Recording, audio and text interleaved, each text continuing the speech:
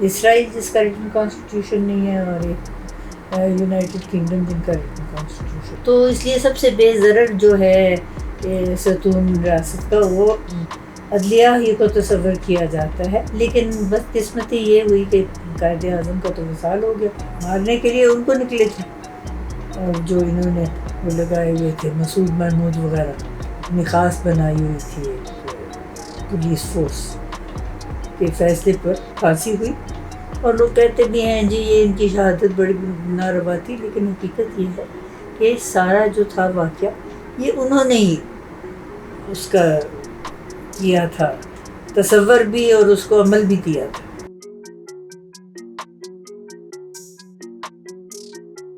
السلام علیکم. سنان سیز میں آپ سب کو خوش آمدید کہتا ہوں. آج کا ہمارا ٹاپک سپرمیسی آف کانسٹیٹیوشن، اور اسپیشلی جو 50 ایئرس کانسٹیٹیوشن کو کمپلیٹ ہوئے ہیں ہمارے آئین کو، اس سلسلے میں کچھ اپنے مہمان سے سوال و جوابات ہم آج کریں گے. آج کی ہماری مہمان بہت ایک ماہر قانون دان ہے، اور ان کی جو فیملی ہے وہ پاکستان بنانے والوں میں شامل تھے، اور پاکستان بنانے کے بعد بھی ان کا آج کے دن تک بہت کنٹریبیوشن ہے، اسپیشلی کانسٹیٹیوشن میکنگ کے اندر اور کانسٹیٹیوشن کی امپلیمنٹیشن میں. ہمارے لیے یہ کسی آنر سے کم نہیں کہ آج انہوں نے اپنے قیمتی وقت میں سے ٹائم نکالا اور ہمیں ٹائم دیا. میری مہمان آج کی جسٹس ریٹائرڈ ناصرہ اقبال ہیں. میڈم تھینک یو سو مچ، آپ نے ہمیں ٹائم دیا. آئیے ہم اپنی گیسٹ سے آج کا کویشچن آنسر شروع کرتے ہیں، اور ان سے پہلا کویشچن کرتے ہیں. میڈم میرا آپ سے پہلا کویشچن، کسی بھی ریاست اور نیشن بلڈنگ کے اندر کانسٹیٹیوشن کو کیا اہمیت حاصل ہے، اس بارے میں آپ کی کیا رائے ہے؟ جدید ریاست جو ہیں دنیا میں، ان میں اکثریت میں ایک تحریر شدہ آئین ہوتا ہے، جس میں جو بھی ریاست کے ستون ہیں ان کے جو کارہائے نمایاں ہیں ان کا کیا جاتا ہے تحریر میں کہ کیا کیا انہوں نے کرنا ہے. تو دو میرا خیال ہے صرف ہیں شاید میرے تئیں تو ایکسیپشنز. ایک ہے اسرائیل جس کا ریٹن کانسٹیٹیوشن نہیں ہے، اور ایک یونائٹڈ کنگڈم جن کا ریٹن کانسٹیٹیوشن ہے. یہ تو بہت زمانے سے چلتی آئی ہے یونائٹڈ کنگڈم کے کامن لاء سسٹم میں ان کے پاس ریٹن کانسٹیٹیوشن نہیں تھا، تو یہ ویسے جو ان کی پریکٹس تھی اس پہ چل رہی تھی. باقی دنیا میں تمام جو نوزائیدہ ریاست ہیں جیسے پاکستان ہے، ان کے تو تحریر شدہ ہی آئین ہے. اور مونٹیسکیو نے جیسے کہا ہوا ہے کہ جو آئین ہے اس میں یہ بات بالکل واضح ہوتی ہے کہ جو اختیارات ہیں ان کی تقسیم کیسے ہوئی ہے. تو عام طور پہ 3 ستون ہوتے ہیں. ایک ہوتا ہے مقننہ جو قانون سازی کرتی ہے، اور دوسری ہوتی ہے انتظامیہ جو اس پہ عمل درآمد کرتی ہے، اور عدلیہ جو تشریح کرتی ہے آئین کا اور لوگوں کے تنازعات کا فیصلہ کرتی ہے، داد رسی کرتی ہے جس کو بھی کوئی مسئلہ ہو انصاف کا. تو اس لیے سب سے بے ضرر جو ہے ستون ریاست کا وہ عدلیہ ہی کو تصور کیا جاتا ہے، کیونکہ اس کا کام ہی صرف یہ ہے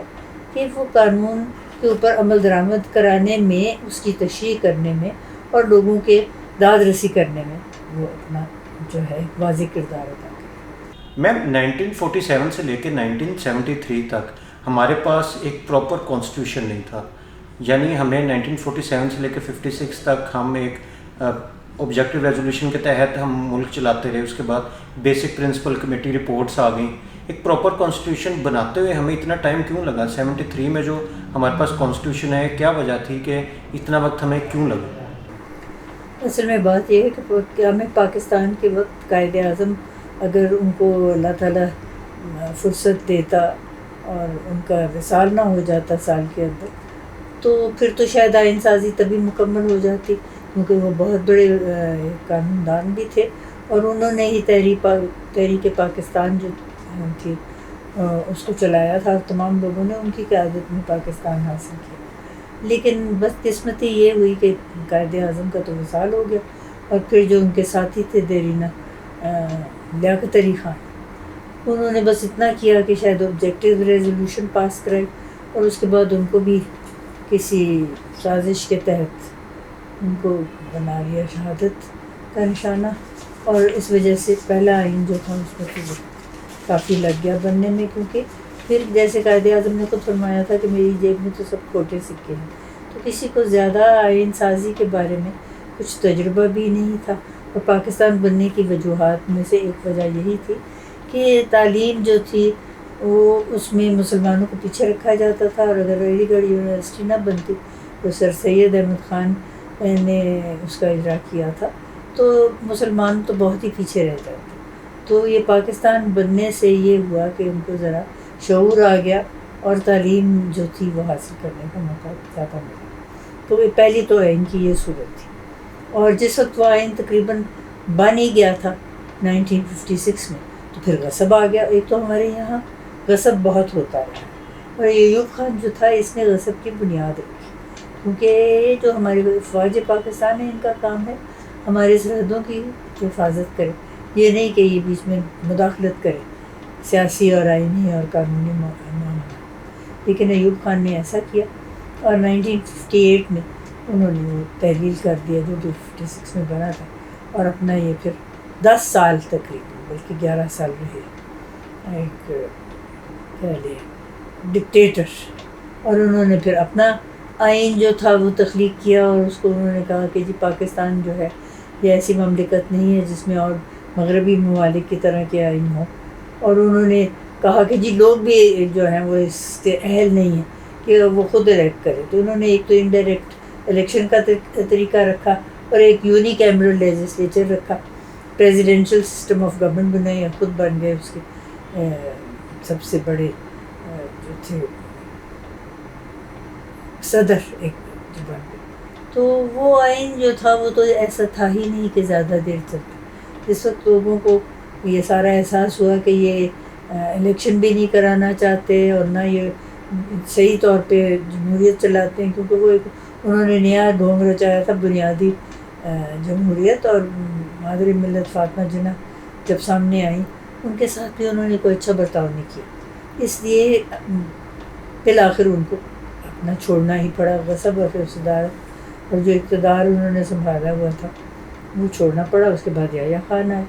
یحییٰ خان نے ایک لیگل فریم ورک آرڈر بنایا، اور یہ کہا کہ اس کے جو ہیں پیرامیٹرز اس کے اندر نیا آئین تخلیق ہو۔ لیکن کچھ ہماری ریاست بھی جو تھی دو حصوں میں بٹی ہوئی تھی، ایک طرف مشرقی پاکستان، ایک طرف مغربی پاکستان، اور بیچ میں جو تھے وہ ایسے عناصر تھے جو چاہتے ہی نہیں تھے پاکستان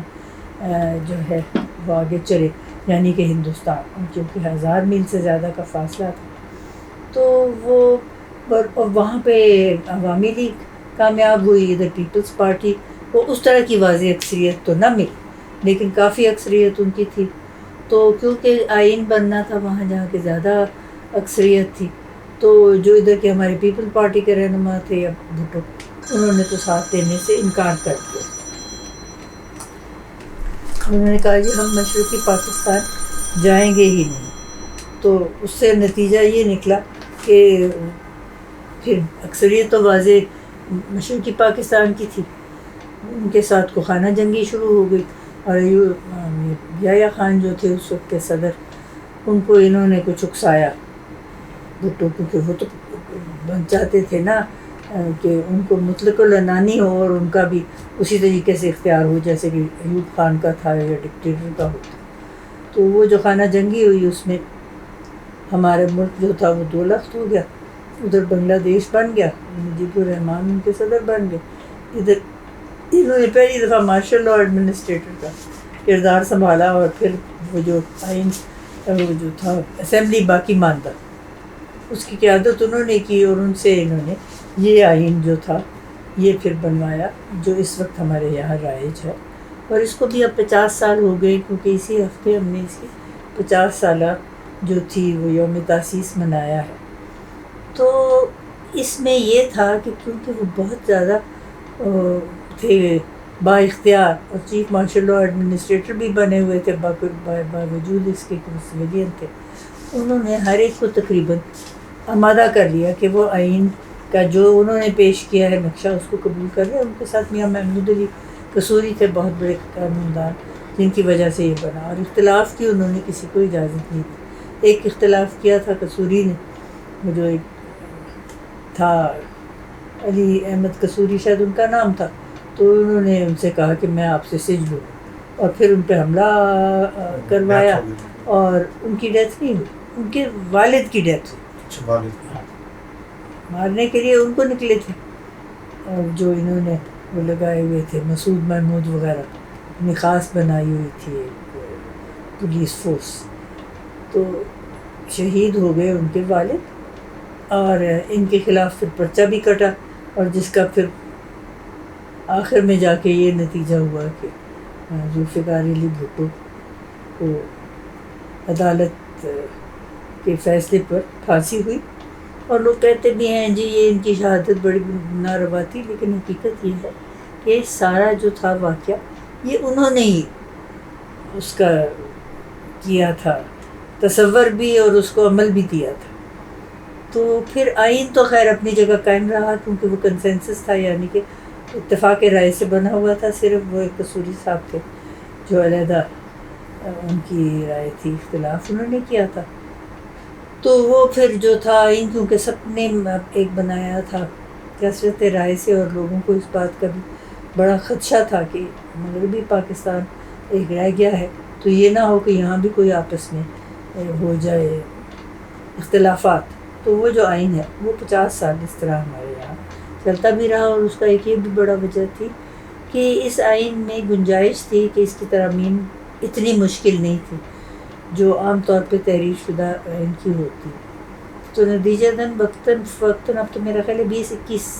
ترامیم ہو چکی ہے، لیکن 18ویں ترمیم میں بے شمار ایسی چیزیں شامل تھیں جس سے آئین کی زیادہ جمہوری تشکیل ہو گئی، اور وہ قابل قبول سب کے لیے تھا. تو اس لیے وہ ابھی تک ہمارے یہاں رائج ہے. تو میں سمجھتی ہوں یہ بڑی غنیمت ہے. جی میم بالکل. میرا اسی سے ریلیٹڈ ہی کویشچن ہے آپ سے کہ ابھی حال ہی میں ہم نے 10 اپریل کو 50 ایئرز سیلیبریشن کی ہے کانسٹیٹیوشن کی، تو آپ کیا سمجھتی ہیں کہ ہم نے اس عرصے کے اندر 50 ایئرز میں کیا کھویا کیا پایا؟ اسپیسیفکلی میرا یہ کویشچن کانسٹیٹیوشن سے ریلیٹڈ ہے، اور اس ٹائم ہمارا آئین کہاں پہ سٹینڈ کرتا ہے؟ اصل میں یہ آئین جو ہے یہ قابل عمل تھا، سب سے بڑی بات ہی ہے. اور یہ کیونکہ بنا ہوا تھا ایک مشترک اتفاق رائے سے، اس لیے لوگوں کو قبول بھی تھا، اور چاروں صوبوں میں اس کی مقبولیت تھی، تو یہ اس لیے قائم رہا. لیکن یہ حال ہی میں یہ صورتحال ہو گئی ہے کہ جو ایلیان اقتدار ہے، اور جو اپنے آپ کو حکمران گردانتے ہیں، حکمرانی تو ہمارے آئین میں بھی لکھا ہوا ہے کہ سوائے خدا کی ذات کے کسی کی حکمرانی نہیں، لیکن وہ اب چاہتے ہیں کہ وہ اقتدار میں جیسے آئے ہیں اور جیسے آگے یہاں غصب ہی ہوتا رہا ہے بہت عرصہ، 30 سال سے زیادہ تو ہمارے یہاں آئین جو ہے وہ اس کو تحلیل کیا گیا اور غصب رہا ہے. تو یہ چاہتے ہیں کہ کسی طریقے سے ان کا بھی اس کو غصب کہیں یا جو بھی کہیں غصب ہی ہے، کیونکہ انہوں نے یہ عام ووٹ سے تو نہیں حاصل کیا اقتدار، تو یہ چاہتے ہی نہیں کہ الیکشن ہو. اب یہ الیکشن کا نہ ہونا جو ہے یہ ایک ہمارے لیے بہت بڑا المیہ ہے، کیونکہ دیکھیں جہاں جمہوریت ہے اور جہاں آئین ہے وہاں پہ آئین کی بالادستی تبھی قائم ہو سکتی ہے یا رہ سکتی ہے جب الیکشن ہو، اور ان کو پتہ ہے الیکشن ہوگا تو یہ جیت سکتے نہیں. تو آئین میں یہ شک ہے، اور آئین کا تقاضا ہے کہ 90 دن کے اندر اندر جب بھی کوئی اسمبلی تحلیل ہو تو الیکشن ہونا لازمی ہے، لیکن وہ کسی نہ کسی حجت سے اور عذر سے اس کو کرانے میں رضامند نہیں ہو رہے. اور کیونکہ عدلیہ نے اس بات پہ اپنی تشریح بھی دے دی ہے کہ جی یہ 90 دن کے اندر جو آئین کا تقاضا ہے اس کو پورا کرنا لازم ہے، اور 90 دن میں 2-4 دن ادھر ادھر اگر ہوں تو ہے، لیکن یہ نہیں کہ آپ بالکل ہی اس کے لامتناہی عرصے کے لیے نہ کریں. تو اب اس کا نتیجہ یہ ہے کہ عدلیہ کے ساتھ ان کی ٹھن گئی. یہ نہیں چاہتے کہ جو عدلیہ فیصلے صادر کرتی ہے ان کا کام ہی یہ ہے تشریح کرنا ہے، اس پہ عمل درآمد ہو، کیونکہ ان کو نظر آتا ہے کہ ہمارا اقتدار ختم ہو جائے گا. تو آج کل تو یہی صورتحال ہے، بلکہ لاہور میں ایک بہت بڑی راؤنڈ ٹیبل کانفرنس ابھی ہوئی ہے، تمام جو ہے نمایاں وکلاء پاکستان کے وہ اس میں شامل ہوئے، کراچی سے آئے، بلوچستان سے آئے، کے پی کے سے آئے، اور تو لاہور سب سے بڑا ہمارا مرکز ہے تو یہاں پہ ہوا، اور آج مکمل ہوا وہ سارا ان کی جو تھے آپس میں مکالمے جو ہوئے، اور انہوں نے فیصلہ یہی کیا ہے کہ جی ہم اس آئین کی بالادستی کے لیے ایک تمام جو وکلاء برادری ہے وہ اکٹھی رہے گی بغیر سیاست کے کوئی دخل کی. اور دوسری بات یہ ہے کہ ایک تو ہم عدلیہ کے بھی ساتھ رہیں گے کہ ان کو جو اس وقت منتشر کرنے کی کوشش کی جا رہی ہے اس کا بھی ہم مقابلہ کریں. تو یہ دو چیزیں ہیں، عدلیہ کی آزادی، آئین کے تشریح کا ان کا جو اختیار ہے وہ بحال رہنا اور قائم رہنا، اور ایک یہ ہے کہ آئین کا تقدس قائم رہنا. تو آج کا تو تقریباً ہر ایک نے، کیونکہ یہ غیر سیاسی تھے جو بھی تھا مکالمہ، اس میں یہی فیصلہ. Ma'am coming towards the last question, جس طرح بھی آپ نے بتایا کہ عدلیہ کے ساتھ ان کی ٹھن گئی ہے، آپ کیا سمجھتی ہیں کہ نوجوان وکلاء جو اپنے سینئرز کی طرف دیکھتے ہیں کہ وہ قانون سیکھیں گے ان سے، اب وہ جب یہ دیکھیں کہ ایک طرف چیف جسٹس صاحب ہیں جو کہ ایک آئینی ادارے کے سربراہ ہیں، اور دوسری طرف وہ یہ دیکھیں کہ ایک طرف اعظم نذیر تارڑ صاحب کھڑے ہیں جو کہ ایک سینئر قانون دان ہیں، تو جو نوجوان طالب علم ہیں یا نوجوان وکلاء ہیں وہ تو کنفیوز ہو جاتے ہیں جب وہ دیکھتے ہیں کہ دونوں ہی ایک سینئر قانون دان ہیں. چیف جسٹس صاحب نے بھی، ان کی کافی پریکٹس ہے لاء کے اندر، تو وہ بھی ایک جواز پیش کرتے ہیں آئین کا، اور اعظم نذیر تارڑ صاحب بھی جواز پیش کرتے ہیں آئین کا. تو ان میں سے کس کا جو ہے وہ بہتر سٹینڈ ہے اور کون کریکٹ ہے صحیح معنی میں، نوجوان وکلاء کو کن کی طرف دیکھنا چاہیے؟ جیسے میں نے آپ سے بھی عرض کی، یہ تو آج فیصلہ ہو گیا اور بڑا واضح طور پہ یہ بات ہوئی. جتنے وکلاء وہاں تھے سینئر، انہوں نے اس بات کے اوپر اتفاق کیا کہ آئین کا تقدس ہم نے قائم رکھنا ہے، قانون کی بالادستی ہوگی، آئین کی بالادستی ہوگی، اور عدلیہ کی آزادی ہوگی، اور اس کی تشریح کا اختیار جو ہے وہ عدلیہ کو ہی ہے. اور جو آپ نام لے رہے ہیں یہ لوگ جو ہیں، ان کے سیاسی اپنے مقاصد حل نہیں ہوتے جب تک کہ وہ آئین کو اس نگاہ سے نہ دیکھیں جس میں وہ کچھ نہ کچھ جو کہتے ہیں نا، من حرامی حجتاں ٹیر ہمارے پنجابی زبان میں، وہ اس میں ضرور کرتے. لیکن میں سمجھتی ہوں کہ یہ وکلاء برادری نے ایک دفعہ یہ جب فیصلہ کر لیا کہ ہم نے یہ ہونے نہیں دینا، انشاءاللہ ایسے نہ ہوگا. نوجوان جو ہے ان کو تو یہ دیکھنا ہے کہ اس آئین کو پامال ہونے سے انہوں نے ہی بچایا. اور آخر جو اس وقت کوشش کر رہے ہیں کہ دراڑیں ڈالیں عدلیہ میں بھی اور آئین کے بھی حصے بکھرے کر رہے ہیں اور انتشار پیدا کرے ریاست میں، وہ ریاست سے ان کی کوئی وہ نہیں ہے، میں سمجھتی ہوں کہ وفاداری نہیں. اور یہ تو تخریب کاری جو آرٹیکل 6 آئین کا ہے وہ کہتا ہے کہ جو آئین کو کوشش کرے پامال کرنے کی وہ غداری کرتا ہے، ہائی ٹریزن، اور اس کو سزا ہونی چاہیے. تو آپ کو پتہ ہے کہ جہاں عدلیہ کے اوپر حملہ کیا تھا ابھی آزاد کشمیر کے وزیر اعظم کو، تو انہوں نے ان کو کر دیا، معطل کر لیے، اور ان کے خلاف یہ کنٹیمپٹ آف کورٹ لگائی، توہین عدالت. تو بالکل ایسا ہی ان کے ساتھ بھی ہو سکتا ہے. لیکن انہوں نے تو کوشش کی ہوئی ہے کہ اپنے آہنی طاقت سے ہر ایک کو اپنی گرفت میں لے لیں، اور یہی نوجوانوں کا کام ہے کہ وہ دیکھیں کہ ایسا نہ ہو. کیونکہ آئین کی بالادستی تو ہم سب کی جو ہے نا وہ ایک تحفظ ہے، اس کے بغیر ریاست جمہوری انداز میں، اور جس انداز میں ہمارے پاکستان کی قیادت نے تصور دیا تھا اور اس کے قائد اعظم نے اس کو آگے قائم کیا تھا، وہ ہم نے قائم اگر رکھنی ہے تو آئین کی پاسداری تو بہت ضروری. تھینک یو سو مچ میم اپنا قیمتی وقت دینے کے لیے. میں یہ سمجھتا ہوں کہ بہت سارے لوگوں کو آج کانسٹیٹیوشن سے ریلیٹڈ جو چیزوں کی کلیئرٹی نہیں تھی وہ آج ان کو کلیئرٹی ملی ہوگی. تھینک یو سو مچ میم آپ کے وقت کا. اگر آپ کو آج کی ایپیسوڈ پسند آئی ہو تو اس کو لائک اور شیئر ضرور کیجیے گا. ان شاء اللہ تعالیٰ بہت جلد ایک نئی ایپیسوڈ کے ساتھ اور ایک نئے ولاگ کے ساتھ ہم دوبارہ حاضر ہوں گے. Thank you so much.